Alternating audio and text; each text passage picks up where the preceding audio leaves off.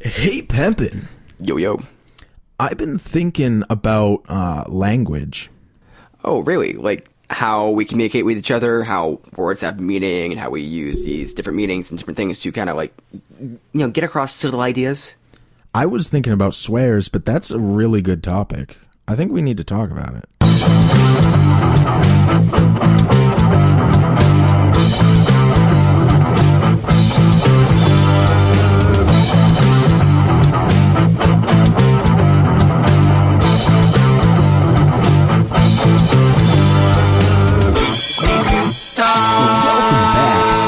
You guys are here with us listening to yet another episode of We Need to Talk. I'm joined by the co-host here, Nathan. How you doing, Pepin? Doing pretty good.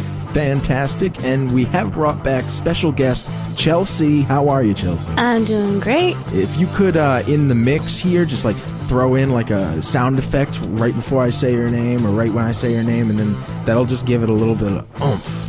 Is it going to be clapping or Oh, you'll make the right decision, Nathan. Okay, fist bumps it is. Unicorns. Right. Perfect. Unicorns fist bumping.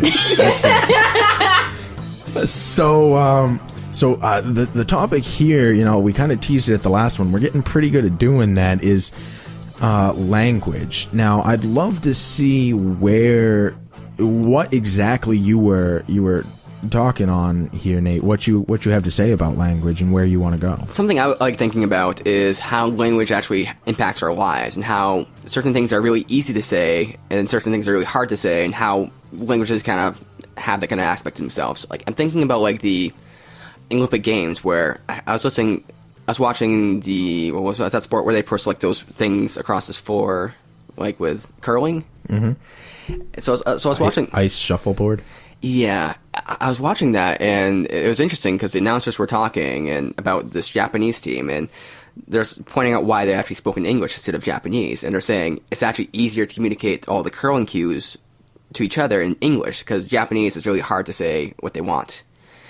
And it got me to thinking, what about, war and stuff like that? What if certain languages are a little better for communicating, tactics and strategy and giving commands? Maybe certain languages, when someone's giving a speech, it sounds very grandiose and great.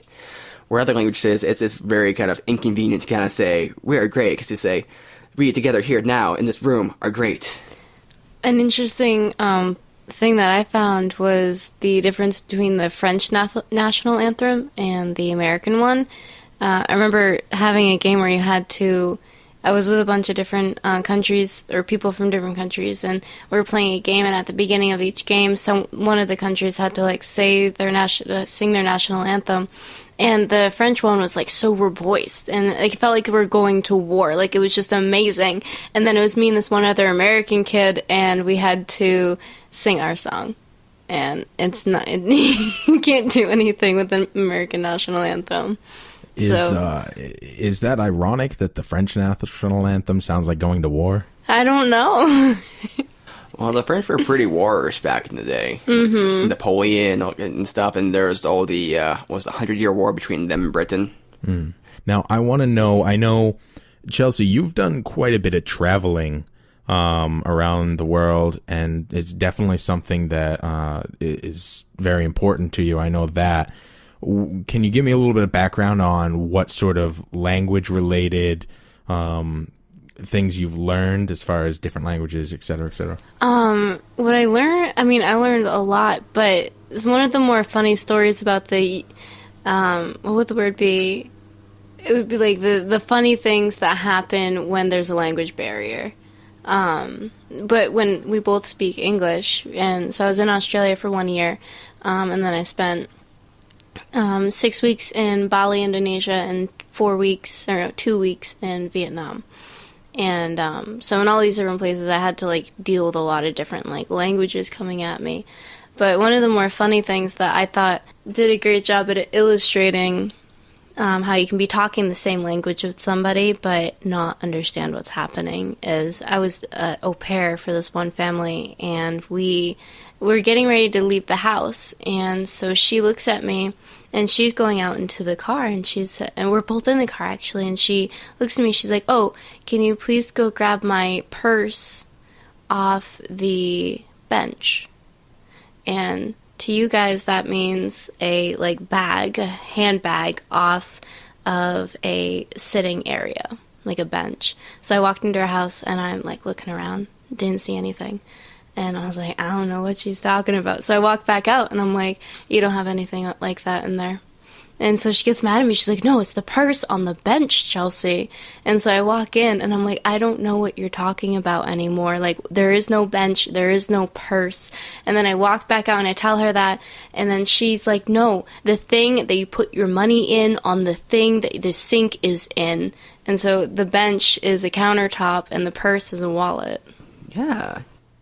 I could see that being a thing. I mean, it's very unusual, though. The wallet, I understand. I would probably, if there happened to be a wallet on like a bench or a seat or something, I would probably understand that. But the double issue there is that's what caused the confusion. If she had said the wallet on the bench, you could have been looking for a wallet, but you were looking for the wrong thing in the wrong place. Exactly. 'Cause for them, their words for bench means countertop, and their word for purse is a wallet, and their handbag is a purse. And you can kind of see how they might have those different words, because, what is a purse but kind of like a wallet, maybe a bigger wallet. So you could see maybe purse is becoming wallet over time. And similarly, like you can think of like a bench you sit on, but you could also think of like a workbench, which is kind of up higher. And I think that's where it came from, because it's just all these little itty-bitty things that happened, and even speaking the same language, you can mean something completely different. Like the word for underwear for English people is pants.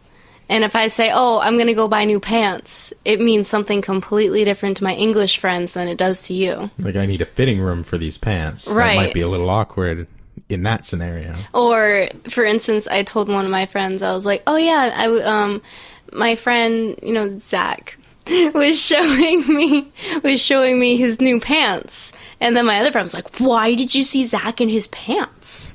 And it was this big confusion. Whereas for me, it was just like, he got jeans on, he got new jeans. Yeah, it's weird, because learning Spanish, I made aware of all these little differences between, say, Spain, Colombia, Mexico, but as English speakers, we really don't know too many differences between us and Britain and us and Australia. I know a few differences, but for the most part, I didn't know about the whole pants things until I met a British girl. Mm-hmm. And I think it's such a great culture shock, too, when you have no idea. Because I think as Americans, we're notorious for just not knowing a lot of things about other countries. And when you go there and you're just submerged in this thing, and someone's talking at you with what you feel like is English, but you're so confused onto what's actually being said, and everything can be misconstrued so quickly. Even within the U.S., though, we have different terms. So my grandmother, she always said, what was it, pop instead of soda, and this always kind of confused me. I think I had another grandmother who used the word tonic, and you want a tonic? And she was the only one that ever did that. I thought she was just kind of crazy. But then come to find out, that's actually a phrase people use. I think it's in the Midwest or something. I don't quite know where, but we all use different phrases for this kind of stuff, and it's kind of weird like that. My grandmother used to say tonic. Now she says soda. And I feel like soda is more East Coast and pop is more West Coast. Although I feel like the internet has really helped merge a lot of the terminology together, so people now understand what things mean a little bit better. Yeah, and it's a lot easier to find the answer. Like if a person to answer the question is not readily available for you. I kind of wonder if, I'm thinking about pop, right, and maybe what led to that, and, I can imagine, the can, when you, when you pull the tab, it kind of pops.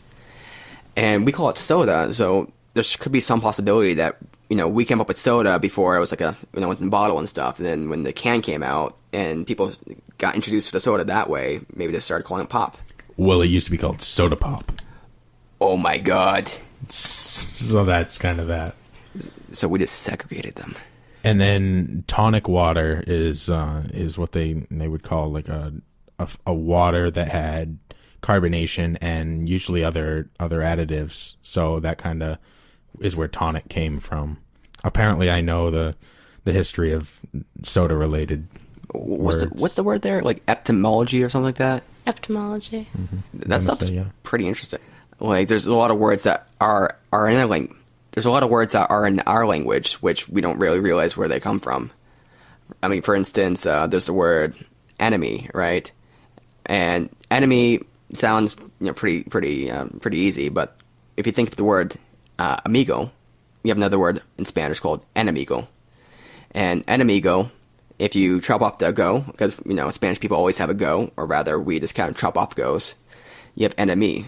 So in a way, we have not only enemy in English and Spanish kind of coming from the same root, but also amigo in a way in English. Is there a difference between like how a word became and then what a word has changed into, or is that all etymology? That's all etymology as far as I'm aware. It kind of shows like how words change and how they arrive from places. Like if that's the wrong word, if etymology is the wrong word, we're using it a hell of a lot to not know for sure, but it's going to make this an amazing podcast. Well, I'm pretty sure it's the right word because I remember reading this article about the word azúcar, which is sugar in Spanish. This actually comes from Arabic, where it's azúcar, which is, that's not very good Arabic pronunciation, but that's the sugar. Now, when they're talking to Spanish people, back in the day, the Spanish people just kept the on there and, just used azúcar and for this whole word. So it's al azúcar, which sounds to a Muslim person or an Arabic person like the sugar, which doesn't make much sense. In English, we cut off the and the G got a bit softer, or the car. So instead of sucar, it came sugar. It just got softer and changed over time. Now, is that because the people who were saying it changed it over time, or do you think that was because people were mishearing things and then their tongues were used to saying words a certain way, and that's how it kind of evolved that way? Like an epic game of telephone. I think it's that. Like a cross-cultural game of telephone where, I know you talk about the Chinese and the Chinese language and ours, and how they don't really have R's. It sounds more like an L. Right. It's very fascinating, and also it's the same thing with us and not us. It's the same thing with Spanish people and B's and V's. So Spanish doesn't have a V. When they hear us say van, they hear ban. And they've actually done neurological studies on infants, and when people say ba or va, they see it as the same thing within the brain. Is that similar to if you see, so like some of my Spanish friends on Facebook or whatnot, instead of saying ha ha ha, they have J-A-J-A-J-A. Is that a part of that? Or is that just a part of like how their language says the sound ha ha? It's so in Spanish, J is not like ja. It's a ha. Right. So like a justo. Mm-hmm. So it just kind of falls into ha, like the ha So sound. that's actually phonetic. Mm-hmm. Yes, Spanish is totally phonetic. It's a phonetic language. One like the few out there. Like how it looks is how it's said. Mm-hmm. With English, no, just no. How it looks is not how it's said. It's actually interesting looking at a lot of Spanish words because they'll often like take American words and they won't be spelled the same, but they'll spell them phonetically with their own language. Then sometimes they don't have sounds are within their language, so you might have like a different kind of different word or different looking word. So for instance, there's North American, which is what we call it, right? But they have Norte Americano. It's not North, it's Norte, because there's no like no th sound, except in Spain, and they used to say the th sound for the s's. So they say gracias, not gracias. They go say gracias. So they have a lisp. Yeah, they have a lisp. Spanish lisp. Spanish. Chelsea, you were saying that you actually have some experience in another language? Only minimal, but when I was in Bali, I had to learn Balinese, I think. Well, Balinese is their religion, but I think it's also what they call their language too. But it's a little bit separate from Indonesian. And just to be clear, this is near Indonesia? Yeah. Sorry, Bali is an island that's relatively near Indonesia. It's not very, very close, but it's like our Hawaii kind of idea. But it's related to Indonesia. But a lot of people from India and from Indonesia have gone there, and they've created this really interesting like culmination of religion. So it's like a mix of Buddhism and Hinduism, which they call Balinese. And they've been able to meld that and create like this new religion out of it. It's pretty interesting. And they have their own kind of language? Yeah, they have their own language, and I had to learn, mostly I had to learn how to say like thank you, no, I can't have milk or soy or bread, and survive that way. But I was able to actually learn about their gods and their demigods and their language through that. So I was able to like have almost conversations with people who would invest the time in me. Interesting. Did most people understand you pretty well? Yeah, their language is a lot like Spanish. It's very straightforward. The way that it's spelled is the way that it's said. So I could look at the language and be like, oh, okay, like Dita terima kasih is spelled Dita terima kasih, and that means no thank you. That's pretty long for saying no thank you. Dita terima kasih. I thought you were ordering tiramisu. Dita tiramisu. Ugh. Sorry, I hate tiramisu. Wow, way to get political on us. It kind of makes me think about German a little bit, or not even German, Japanese is a good one as well. Where, like, we've all seen those Japanese movies where they have this one little subtitle, it's like, no, or I can't do that, and their mouth won't stop moving for like 10 seconds. And it's like, does it really take that long to say that? I feel like there's so much subtext into the words that they say. It's so much more than just a simple no. It's just like acres and acres of like explanation. But to us, the only way that we can say it is no. A lot like the German language, actually. So you're saying that's more like getting lost in translation, or bad translation might be more accurate. Yep, definitely. Well, I know with the culture around Japan, they don't like saying no. They don't like being put in a position where they have to say no, and a lot of times they won't say no. They'll pitch it in a way that means no, but it's not using that word.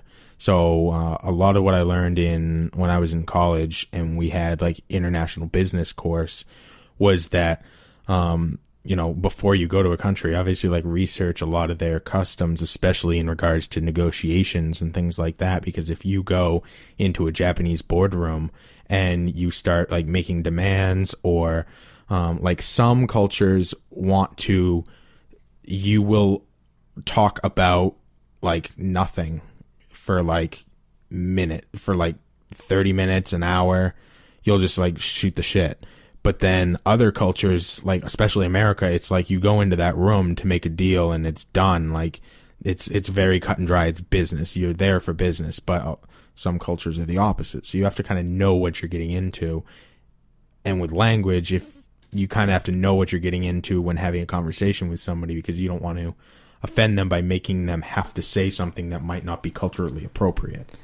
That's pretty interesting, because it kind of shows the language kind of reflects the way they kind of want to be perceived, or it's a very polite culture, you'd say, right? Yeah. I mean, from what you know. So the language kind of makes it very difficult to be very direct, maybe. This just reminds me of, I think it's Polish and Russian. They did a study, and they found that I'm not going to be able to give you the criteria for rudeness, but they're trying to figure out what was the rudest kind of country. And I think it came out with Poland and Russia. And the reason is actually really interesting, because it's not that the people are actually rude, but it's rather that they are very direct with their language. And they're perceived as rude. I remember traveling with two Finnish boys. Sorry, not Finnish, Danish. Danish. Or is that the same thing? Yeah, I think Danish is a pastry. Sorry, two Dutch boys, and they're really, really sweet boys, and they're very like nice and considerate. But they would do this thing, and they would be like, blah blah blah. So, do you want to get food or what? And I would be like up in arms every time. I'd be like, no, I don't want to get food if you're going to have that attitude with me. I did, not anymore. Yeah, I will wait. So, but their language was just direct. It was like, so do you want to get food, or like, do you want to do something else? Like, that's what he meant by it. But when it was conveyed in English, do you want to get food or what? And it's just so rude. But it wasn't rude to him. It was just the lost in translation. Yeah. actually in American English and even more British English, we are we're very polite when not so polite as other languages, but we're also pretty polite. So it's like if I ask something to Steve, I might say, "Hey Steve, could you maybe please do this for me?" There's a lot of like, maybe, please, can you do this for me? Like I'm not just saying, Steve, do this for me. It's all this like filler in there just to make it polite. And if you are direct, like you're perceived as being very rude. What's really interesting is that it also helps manipulate the outcome, because if I say, Nate, hand me that, you're probably less likely to do it than if I say, hey, could you please hand me that? You know what I mean? So I guess my point being that the way you say things and whether you're direct or not in different languages can cause different outcomes. And do you think those different outcomes are dependent upon the culture, or are they dependent upon the actual language? The culture, the language, and the individual. So it's a rainbow of things that work together. Right. Like a child, at least in the U.S., which is all I can really speak on, if you are very direct and demanding to a child, they see you as an authority figure, so they're more likely to do something than if you suggest, hey, could you please maybe do that? They probably still will, because children are just good people, but they're also slightly less likely to do it because they may ask questions or just not want to. But if you tell them to do it, they're more likely to actually do it up to a certain age. I was going to say, I don't know if that's always going to be true, because I mean, like, you have to be firm with like toddlers and stuff. But in my experience working with kids, like, if I demand things of them, maybe they'll do it, but they're going to fight me. If I talk with them and have a conversation, I mean, not that, like, please go do this, and have a conversation about getting the coffee, or the towel, rather, but it's going to be a conversation about, like, hey, let's talk about doing this thing. Do you mind doing that for me? And it becomes more of a dialogue, and I think they are more likely to help me out that way. I think that's where the culture comes in, because if you set the culture of every time one of us wants something done, we'll have a conversation about it, then that's what the child will expect to have every time. So if you stop doing that, they'll be confused and be less likely to actually follow. But if you set the pace as anytime you make a demand, it needs to be done, then I feel that they would be more likely to do that. So it kind of falls under the culture in that sense, that what they think is expected of them is more likely to transpire if it's actually done in that manner. Although, like the older they get, it's a lot easier for toddlers and much younger children, because they're much more impressionable and blah, blah, blah, blah. Long story short, the older they get, the more likely they are to buck authority, and then a conversation works much better. Mm-hmm. And that's, of course, huge generalizations. Massive. I'm thinking about, so I'm a shift leader at work, so I kind of boss people around, but I'm very polite for the most part. But what I find is I moderate myself according to the situation and according to the people. So if someone is kind of just goofing off and they haven't done what I asked, I will be very direct with them, which is kind of obvious. But then if I like someone and want to kind of maintain like a kind of nice kind of little friendship or nice little vibe going on, I'll be super, super indirect. Like, I will be amazingly indirect. Like, I might even just suggest something might need to be done. Oh, hey, like, I think the floor might need to be done. Not even include them in the picture. Do you think that's because there's a certain amount of respect between the two of you, and so when you suggest the floor might need to get done, they're like, oh, okay, yeah, I can take that on? Yeah, I think it's a bit of a respect or a bit of acknowledgement that we're both on the same page, and it's not even like they have to be told what to do. It's just you have to be made aware of it, and that's interesting because there's a lot being said, but very little. I think a lot of that comes down to two things. One, leadership style, and two, being culture. So if the leadership, my preferred leadership style is to create a culture of teamwork, because then anytime something needs to get done, it's not one person's responsibility, it's everybody's responsibility. And then if everybody is doing their part, and especially with a leader, if the leader is leading the way by doing their part and always working, then it just becomes expected that everybody else works, as long as you keep driving that forward.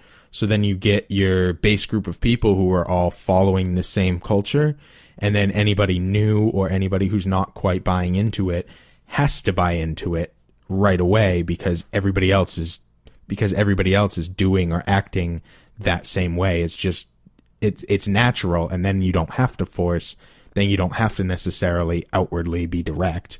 It's just ingrained in everybody. Right. It's kind of like societal pressure in a way, or like surrounding them from the outside and kind of just going in instead of like going right at them. Right. And of course there's ethics involved in that, but as long as you're doing it with the aspect of everybody gains if everybody works together, then most people are willing to buy onto that, and those who don't end up having to, or they're either released from their social pressures by being fired or whatever the situation is, or they're brought in because they have to be. Otherwise, they're not part of the group. Right. And of course, ethically, it's all voluntary. They're choosing to be there. They're choosing to do whatever they want to do. And they're choosing to buy into that system as well. And just in a similar way, we kind of buy into our own kind of society, our own kind of culture. And it gets to the point where I think it's so ingrained on us, it's hard to kind of, escape from it or kind of deculture ourselves. Like Chelsea, you're talking about those hot Danish guys, right? And did she say hot? I don't remember her saying hot. I feel like you're adding to the story. I think you're imagining them as hot. Are you having a fantasy? Okay, those hot Danish, and I'm sure they're pretty tasty as well. Man, you're really into the Danish boys. And Danish boys, hit us up, WNTT1 at Twitter. Nate is interested. So you're saying that they're very, very direct, right? So let's say you move to Daneland. Yeah. Let's say you move to Finland. What the fuck is it called? Denmark? Let's say you move to Daneland. Okay, let's say you move to Denmark, right? And let's say you kind of learn Danish and you start getting ingrained with the culture, start kind of going with it. Do you feel like you could be direct like that? I feel like I would have no problem being very direct. But that's just my natural disposition, though, as a human being. Is I feel like I'm direct naturally, but I feel like for other people it might be harder. And then I wonder, like, once you learn that language, you're inside of that. You have to literally learn how to talk like that to survive. If you want to get your needs met, if you want to, whatever, go to the train, catch the train, make sure you get a good bite to eat, make sure this doesn't have food poisoning. And man, that got dark really fast. Like, you gotta catch the train or not die, Look, it can all happen at once out there. Yeah, I suppose if you say, like, I think I might have food poisoning, but you say it in a way that's not very natural and it's very kind of awkward and weird, it might be like, oh, why are you talking like that? Mm-hmm. And then the whole conversation is just like, why are you talking like that? And then you're like, no, I'm literally dying. And where do you come from? Where did you learn this? I mean, what are you doing? But yeah, no, I think it would be interesting if someone who learned this new language came back with this new directness in their native tongue. And so, like, they would look at somebody and be like, so do you want to go get food or what? And would they now be perceived as being very rude? I think that would be squashed very fast. You think so? Yes, because whether it was a direct squashing of being like, dude, you're being a dick, or just not getting positive reactions from people, I think that they would, because they're in this new culture, the culture would shape them very quickly. Mm-hmm. I feel like culture and how people perceive you and what people give off towards you, because it's a reflection of what you're giving off most of the time, it makes you change how you're acting, especially if you dislike the reactions that you're getting. Right, so you'll do anything to get a positive reaction out of somebody. So someone can tell you, like, oh, you should do this and this and this, and they might listen to you, but I feel like there's a higher chance that they won't follow that direction than if they firsthand go out into that culture and get negative reactions. That's going to change their minds much faster than somebody telling them this is the reaction you'll get. Mm-hmm. So you think it's better to, like, submerge in therapy? I think it's more effective to induce change, to have a culture do it than to have somebody tell you to do it. Mm-hmm. Like, it's more effective to learn Spanish by living in, Mexico or Spain than getting it taught by, like, a teacher? because it becomes necessity. Yeah. Yep. No, I feel the same way. It reminds me of one thing. I've been told that the best way to learn a language is obviously kind of living in that place. And that the easiest way to remember stuff is to really embarrass yourself. So one example is I was reading a story about someone who was eating chicken, with his Spanish girlfriend and his parents and stuff. And he was thinking, chicken, that's el pollo in Spanish. But we're not eating male chicken, we're eating female chicken. So what I'm going to say is, quiero más pollo. Now he says this, and the whole family just erupts in laughter. They're just dying. And he's just like, what did I say? What did I say? What was wrong with this? What? And then his girlfriend tells him, yeah, polla, that's slang for cock.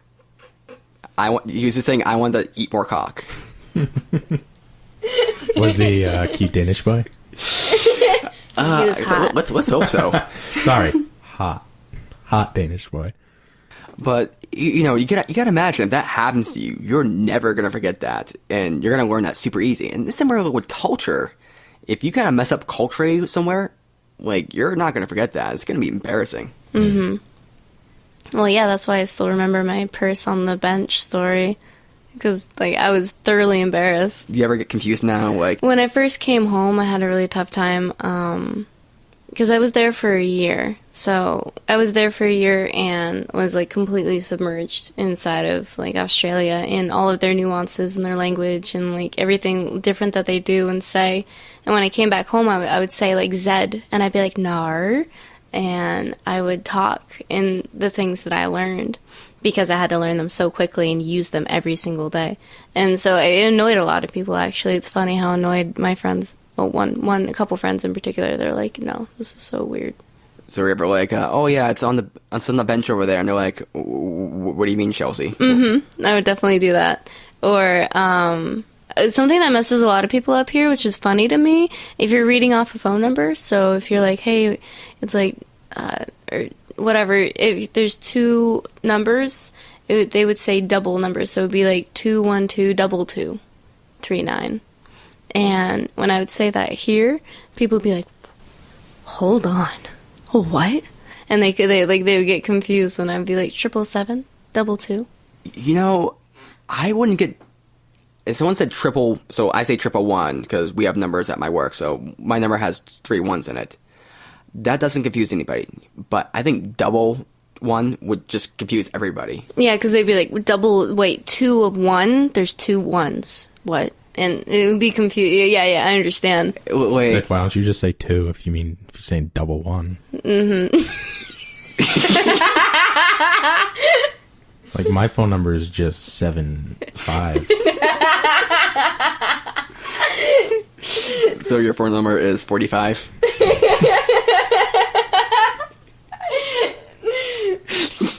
Checking that math, Steve? Checking that math. 7 times 5 is 35, but it's whatever. Oh shit! It might be 45 in Daneland though. Daneland? Checking that math? Oh shit! Fucking asshole. There's a reason I'm the one who's an asshole on the show, Nate. It's because when you do it, you're wrong. The one time. The one time you're right, you're wrong. So, 100%. 100% of the time. It's 100% of the time I'm wrong. 50% of the time, it works every time. So something interesting I was realizing, and I made an idiot of myself on the internet, which is fine, that's just what you do. But there's a whole study of what they call linguistics, which is kind of like the science of language. And I was reading a little bit about it, and it's really interesting because they got it down to a mathematical formula type stuff. And they have all these flowcharts and these kind of giant kind of things where this is how you say this in this language, and this language, and they have logic and all this kind of stuff. And it's very, very interesting. They can encapsulate all of language in these kind of flowcharts and math scripts and whatever. Do they have infographics? I assume they do. That's awesome. I mean, infographics are for everything, so. Do they have pivot charts and tables? I haven't seen any pivot charts, but that would be pretty fancy. You should start a pivot chart. I'm not really sure what a pivot chart is, but I did one once, but I don't know what it is. Really? Does it pivot? It's an Excel thing that's like super advanced, but it's probably not that advanced. I do crazy Excel things every day. Just not pivot tables, because those are crazy. Now it's a pivot table. But yeah, it's actually a pivot table. Do you excel in them? You guys sound like idiots. No, I do not excel in them. You do not excel I in do Excel? not Microsoft Excel in them. Okay. I'm glad we're done with that PowerPoint. Kill me. So. I'm still disgusted by that. I'm sorry. Hold on. Okay. I think the proper way to end this podcast would be to use language. I wouldn't disagree. This is an audio podcast. Now, Chelsea, would you agree or disagree with that? You're in a situation where if you disagree, you have to use language to disagree, right? So you would be agreeing with that, right? But if you agree, you also agree because you're using language. She's using sign language right now to stick it to Nate. Fuck, you do know that. Oh, I think I know that sign. No, I agree. We should definitely use language, but what kind of language would you like to use, Nate? We will use English. Good choice. How about you guys both say something in the languages you know, like goodbye? Okay, we'll go around. Nos vemos. See you later. You know a different language, you jerk. Like I don't know goodbye in another language. I forget. Okay, make one up. No one's gonna know. Say it in Dane. Say it in Danish. Danish. Okay, we need a better ending than that, Nate. Come on. Okay. Oh, I'm good at transitions. My name's Nate. This is the end of the podcast. I think you guys should do impressions of one another. See, this would be a great transition if you guys could follow through. Put it on you, Steve. If you guys could follow through, you're whispering all of a sudden. I don't understand. It's dramatic effect. Grammatic effect. Grammatic effect. So, language definitely kind of has an influence on all of our lives and all of these kind of different facets, and it's such a big topic because, you have to use language to discuss language, and that gets kind of meta, and it's really, really interesting. But, Chelsea, do you have any closing thoughts on this? I think that language can intimidate a lot of people, and I feel like we don't need to be intimidated by language, because with etymology, the root of everything is there is something that we all have in common with language, and if we can dig deep enough, we can find it. Normally here I would go into some really long monologue about how we should all work together, and even if you have language barriers, you can still communicate through various means, and the final point being that that the most important thing with language isn't necessarily what language you speak or whether you speak other languages or anything like that, but the most important thing is that we understand each other, and that we try and we continually try to work together to understand each other, be it different cultures, different languages, different ideas, different ideals, etc. The most important thing with language is to use it to work together rather than use it to differentiate from each other. But I won't do that here today. Instead, what I'll do is just say, good job. Thank you. You ran the shit out of this podcast, Nate. Like, is that like a good way or a bad way? Oh, it's lost in language. I think this is something we're going to have to talk about. Use your language and give us some comments on Twitter at WNTT1. Also, we're on Facebook at We Need to Talk Show. Yep, We Need to Talk Show. Also, if you want to give us a rating on iTunes, that's great. Or we're on Patreon, and just get us. Also, stay tuned for some bloopers. Hey, Pepin. Yo. I've been thinking a lot about how we speak and the words that we use, and how some people use different words and they have a completely different vocabulary. Really? Is this talking about me? Are you talking about me? Wow. Way to be egotistical, Nathan. I was actually talking about, like, other countries have other words than I use. You know what I mean? Like, Spain has, like, another word for hello than me. Yeah. We might have to talk about this. What the fuck was that? Like, you were not driving us forward at all. And I definitely wasn't. Both of you sound very unsure of what's happening right now.